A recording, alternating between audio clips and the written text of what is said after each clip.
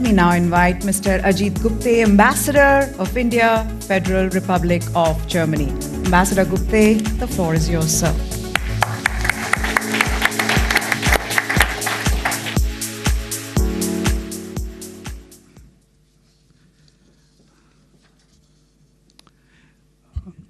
Honorable Minister of Railways, I&B and Electronics and Information Technology, Shri Ashwini Vaishnavji, Honorable Minister of Communication and Development of the Northeast Region, Shri Jyotiraditya Scindia ji, Managing Director and CEO of TV9, Shri Barun Das, State Secretary Florian Hassler, dear friends, Namaskar and Guten Abend.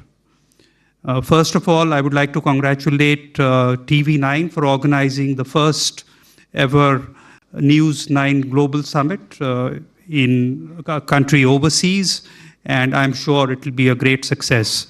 I would like to thank two of our very senior members of the cabinet for coming all the way from India.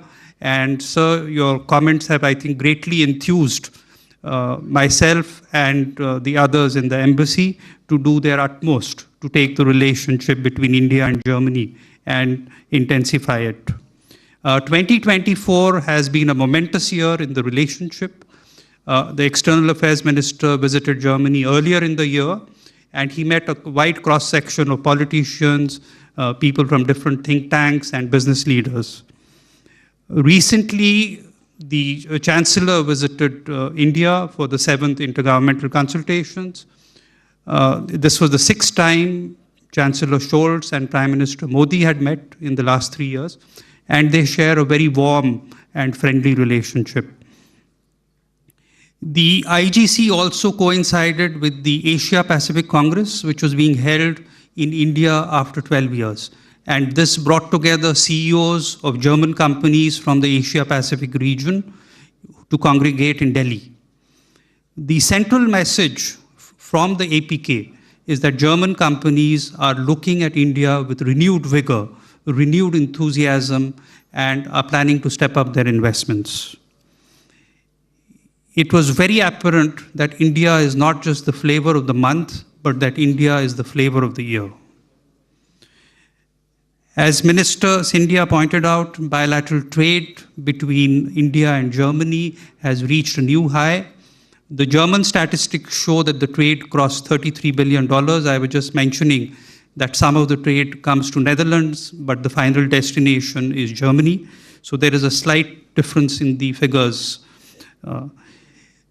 German companies have invested $20 billion in India, according to their own statistics, but a good amount of the earnings is being reinvested in India. I happened to be in India and had the opportunity to interact with a few German companies, and I was truly surprised by the scale of their planned expansion. Most German companies I spoke to said that their target is for their turnover to expand 4 times by 2030. So you have German companies, many hidden champions with turnovers of 2 billion, 3 billion euros in India, and they said by 2030 they plan that it will cross 4 times. So it is truly an exciting time for India-Germany relationship, and one of the new dimensions to this is the renewed interest in security and defense. Last year and this year have seen fresh vigor. Our Chief of Air Staff visited Germany last year. The German Air Chief visited India this year. Germany took part in Tarang Shakti. This was the first time that the German Air Force and the Indian Air Force did exercises. And in fact, the Chief of Air Staff of the German Air Force flew with our Air Chief in the LCA Tejas. I also had the opportunity to accompany Chancellor and the high-level delegation to Goa at the end of the IGC, and the Chancellor and the delegation visited 2 German naval ships, which had just concluded the first ever naval exercises between India and Germany. Senior officials from the German delegation were shown our aircraft carrier INS Vikrant, and I can assure you that they came back truly impressed.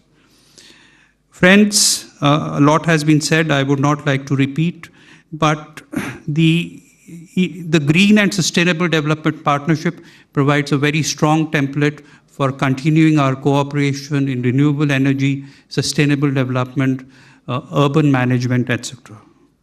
The Indian diaspora is growing by leaps and bounds.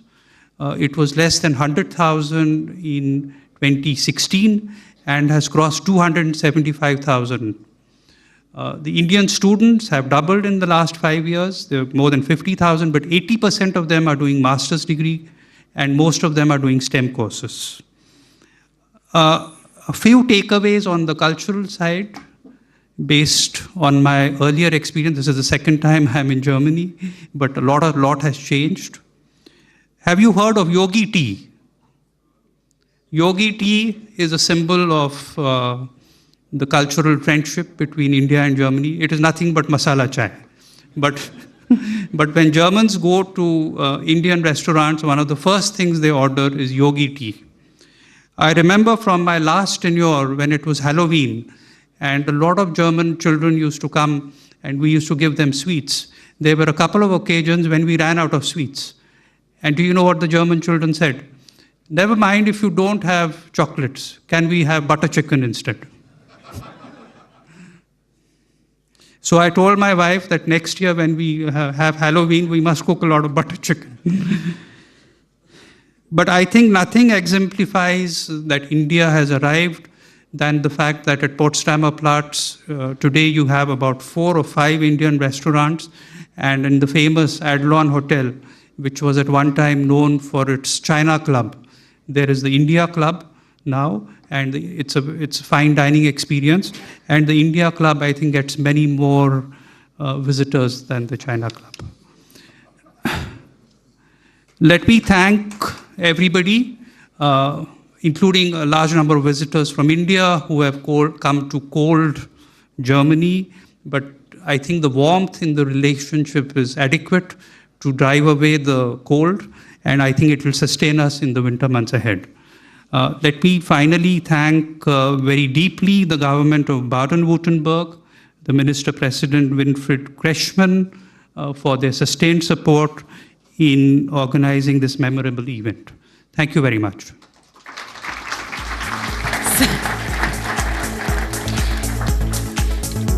Need I say this? Varun and Ruben, please come and give a token of our appreciation. Thanks. I'm finally asked to.